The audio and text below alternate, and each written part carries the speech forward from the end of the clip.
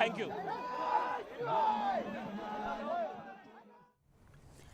तो ये अभ्यर्थियों का, ये छात्रों का ये आक्रोश है जो कि निकलकर सामने आ रहा है। परीक्षा की पारदर्शिता को लेकर, उसकी पूरी प्रणाली को लेकर यहाँ पर सवाल उठाते हुए अभ्यर्थी नजर आ रहे। देखिए 23 लाख अभ्यर्थियों की ओर से इस परीक्षा को दिया गया और आप समझिए कि पूरे साल भर की मेहनत होती है उन अभ्यर्थियों की जो कि इंतजार करते हैं कि कब वो परीक्षा की तारीख आएगी और उसके बाद वो उसमें अपीयर होंगे। और सभी लोगों का सपना होता है। का पेपर लीक हुआ है, किस तरीके से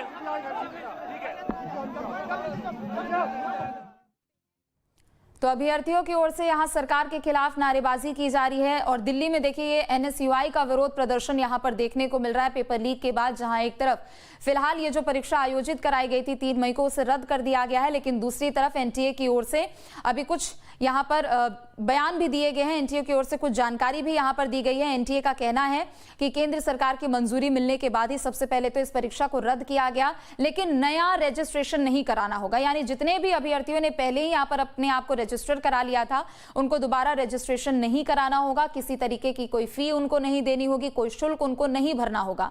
तो परीक्षा रद्द होने के बाद ये धरना प्रदर्शन की तस्वीरें हैं आपके सामने, जहां अभ्यर्थी यहां पर आक्रोशित नजर आ रहे हैं और परीक्षा की प्रणाली को लेकर, उसकी पारदर्शिता को लेकर यहां पर विरोध प्रदर्शन करते हुए नजर आ रहे हैं। तो देखिए परीक्षा रद्द हो चुका है और उसके बाद एनटीए ने पोस्ट भी किया है। वो अपने परिवार से दूर पढ़ना पड़ता है, कोचिंग सेंटर्स की बड़ी फीस देनी पड़ती है, मेंटली प्रिपेयर होते हैं, फिजिकली प्रिपेयर होते हैं, एग्जाम्स लिखते हैं और उसके बाद वो एग्जाम कैंसिल कर दिया जाए या फिर कट ऑफ इतनी ऊपर पहुंच जाए कि जो एक बच्चा पूरी मेहनत कर रहा है वो उस कट ऑफ तक पहुंच ही नहीं पाए, क्योंकि 1/4 प्रश्न पत्र तो पहले ही लीक हो चुका है। और यहाँ पर सिर्फ नीट का सवाल नहीं है, एनटीए का सवाल है। जिस तरीके से मैं आपको बता रहा हूं कि जो सीबीआई के सोर्सेज हैं उनका कहना है कि जब हम जांच करेंगे तो सिर्फ एक एग्जाम से नहीं करेंगे, एक नेक्सस से करेंगे।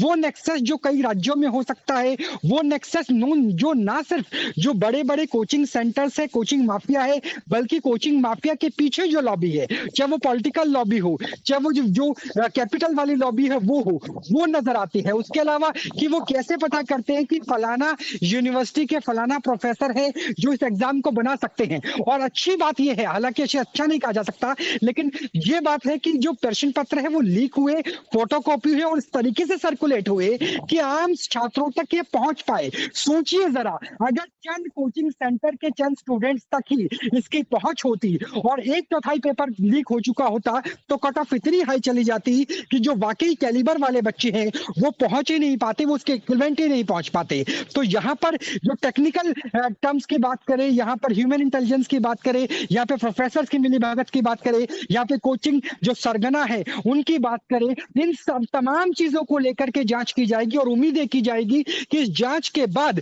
जो सिफारिशें होंगी उससे ना सिर्फ नीट, बल्कि अगर यूजीसी की बात करें, यूपीएससी की बात करें, व्यापम जैसे स्थिति की बात करें, स्टेट बोर्ड्स की बात करें, एसएससी के कई बार पेपर लीक हो चुके उनकी बात करें, तो इस तरीके से मैकेनिज्म तैयार किया जाएगा कि एजुकेशन से लेकर के और सर्विस में पेपर लीक होने की संभावना। तो निश्चित तौर पर एक तरफ जहां अब इस मामले को सीबीआई अलग तरीके से और नए सिरे से यहां पर जांच पड़ताल करती हुई नजर आएगी, लेकिन आपको बता दें कि देखिए मामले की जांच पड़ताल 8 मई से शुरू हो चुकी है। चूंकि सबसे पहले इसके जो तार है वो राजस्थान से जुड़ते हुए नजर आए, राजस्थान के अलग अलग जिलों से पेपर लीक की ये तस्वीरें देखने को मिली, जिसके बाद 20 लोगों को हिरासत में लिया गया है। लेकिन आप समझिए कि साल भर की मेहनत होती है अभ्यर्थियों की, और उसके बाद जब पेपर लीक जैसी बात निकलकर सामने आएगी तो उन अभ्यर्थियों की मेहनत पर क्या असर पड़ेगा। हालांकि चलिए अब 2 सहयोगी भी हमारे साथ जुड़ चुके हैं ज्यादा जानकारी अपडेट के लिए, आयुष देहरादून से और अविनाश हमारे साथ लखनऊ से जुड़ चुके हैं। अविनाश, सबसे पहले आपका रुख करते हुए सवाल वही होगा दोबारा से, क्योंकि 2024 में भी हमने यही तस्वीरें देखी थी कि ये सिर्फ संयोग ही साल दर साल होता है या फिर ये किसी तरीके का प्रयोग ही है कि साल भर की मेहनत अभ्यर्थियों की वो पानी में मिल जाती है।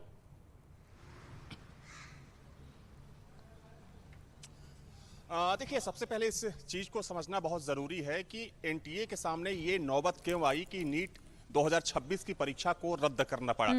मतलब बिल्कुल साफ है कि जो फर्जीवाड़ा हुआ है, यानी कि जो पूरा खेल हुआ है, ये खेल बहुत बड़ा था। जो सूत्रों के हवाले से जानकारी सामने आ रही है कि नेक्सस बहुत बड़ा था पेपर लीक का। हालांकि राजस्थान समेत कई राज्यों में जब पेपर लीक की बात सामने आई तो उसके बाद सरकार की तरफ से और जो एजेंसी है उसकी तरफ से ये सुनिश्चित करने की कोशिश की गई। और चूंकि सबसे पहले एनटीए ने जो एक संस्तुति है वो एजेंसियों को दी कि आप चेक करिए कि आखिर इसमें धांधली हुई है या नहीं।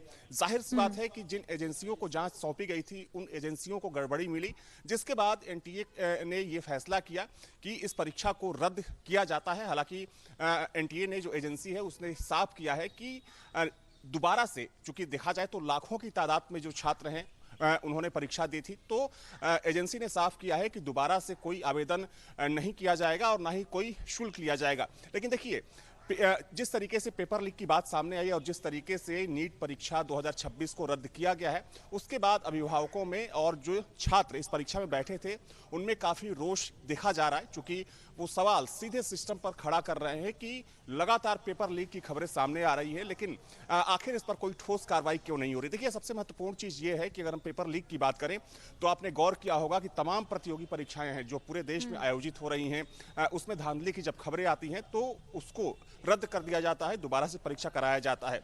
लेकिन सबसे बड़ा सवाल ये है कि जो नेक्सस, जो गिरोह इसके पीछे यानी कि पेपर लीक के पीछे काम कर रहे हैं, आखिर उन पर कार्रवाई क्यों नहीं होती। हालांकि ऐसा नहीं है कि लोग पकड़े नहीं जाते, लेकिन महत्वपूर्ण चीज ये भी है कि साल दर साल ऐसी घटनाएं हो रही हैं।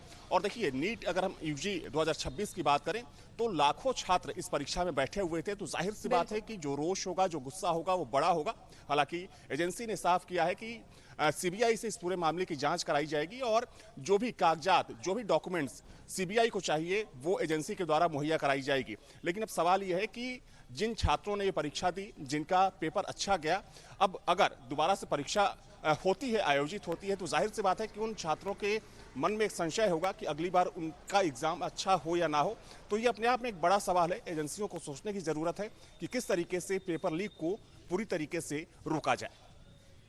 बिल्कुल ठीक है, आप बने रहे, लौटेंगे आपके पास। आयुष भी हमारे साथ देहरादून से जुड़े हुए। आयुष, देखिए 23 लाख अभ्यर्थी, 23 लाख छात्र छात्राएं जो कि इस बार परीक्षा दे रहे थे, लेकिन आप समझिए कि साल दर साल ऐसी खबरें सामने आती है पेपर लीक को लेकर और उत्तराखंड भी कोई उससे अछूता नहीं है।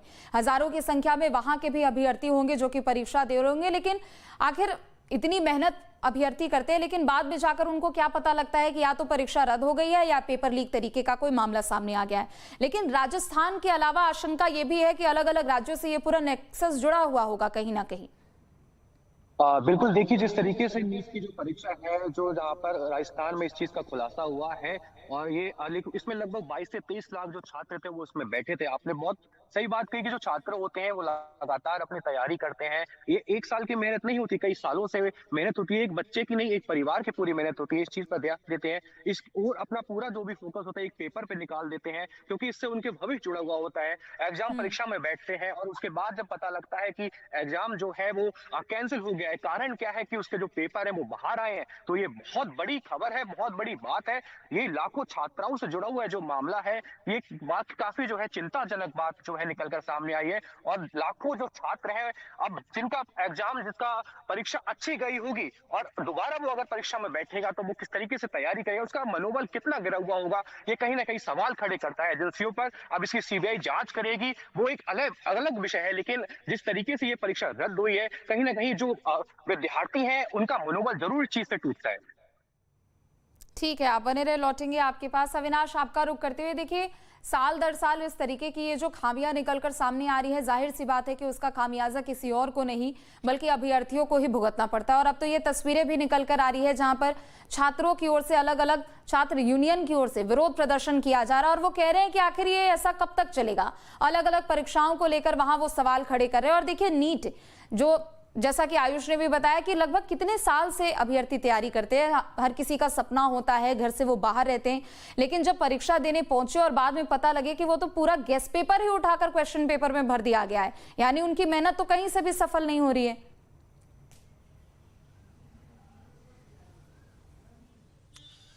देखिए, निश्चित तौर पर चाहे कोई भी प्रतियोगी परीक्षा क्यों ना हो और जो भी अभ्यर्थी उसकी तैयारी करता है, तो जाहिर सी बात है कि उसकी सालों की मेहनत होती है और उस मेहनत के बाद जब वो परीक्षा में बैठता है तो बहुत उम्मीद लगाए बैठता है। अगर उसका पेपर अच्छा होता है तो ये सोच के बाहर निकलता है कि उसका चयन हो जाएगा। लेकिन बाद में जब ये खबर सामने आती है कि जो परीक्षा आयोजित की गई उसमें धांधली हुई, उसमें फर्जीवाड़ा किया गया और जो पेपर था वो पहले से आउट था, तो निश्चित तौर पर कह सकते हैं कि उन छात्रों का, जो मेधावी छात्र होते हैं, उनका मनोबल टूटता है। तो वैसे में सवाल खड़ा ये होता है कि आखिर सरकार एक ऐसा मैकेनिज्म, जो एजेंसियां हैं जिनके ऊपर ऐसी परीक्षाओं को आयोजित कराने की जिम्मेदारी होती है, वो एजेंसियां एक ऐसा मैकेनिज्म तैयार क्यों नहीं करती जिस मैकेनिज्म के जरिए इस पेपर लीक गिरोह की पूरी तरीके से कमर तोड़ी जा सके, ऐसे गिरोहों को पूरी तरीके से नेस्तानाबूद किया जा सके। और आपने देखा कि किस तरीके से कुछ साल पहले आपने इसी मेडिकल परीक्षा की जब हम बात करते हैं तो आपको याद होगा कि रंजीत डॉन, जो कि बिहार का रहने वाला था, उसका नाम सामने आया था। जब उसके गिरोह की छानबीन की गई तो एक बड़ा नेक्सस उभर कर सामने आया। तो इस देश में ऐसे तमाम लोग हैं रंजीत डॉन की तरह जो ऐसे नेक्सस को अंजाम दे रहे हैं, जो पेपर लीक को अंजाम दे रहे हैं। तो जाहिर सी बात है कि इन पर एक बड़ी कार्रवाई की जरूरत है, क्योंकि देखिए बात सिर्फ परीक्षा कैंसिल होने और दोबारा से आयोजित होने की नहीं है, बात है छात्रों का मनोबल टूटने की। हालांकि चूंकि सरकार ने और एजेंसी ने बिल्कुल साफ किया है कि जिन छात्रों ने इस परीक्षा में जो छात्र शामिल हुए थे उनसे कोई दोबारा से शुल्क नहीं लिया जाएगा, दोबारा से उनको आवेदन करने की ज़रूरत नहीं है। लेकिन फिर भी जो छात्र संगठन हैं, जो छात्र हैं, जो अभिभावक हैं, इस पूरी घटना को लेकर, पेपर लीक को लेकर, नीट परीक्षा जो कैंसिल हुई है उसको लेकर तमाम सवाल खड़े कर रहे हैं। बिल्कुल, और अब देखना होगा कि राजस्थान के अलावा और किन किन राज्यों से ये पूरा नेटवर्क निकलकर सामने आता है। बहुत शुक्रिया अविनाश तमाम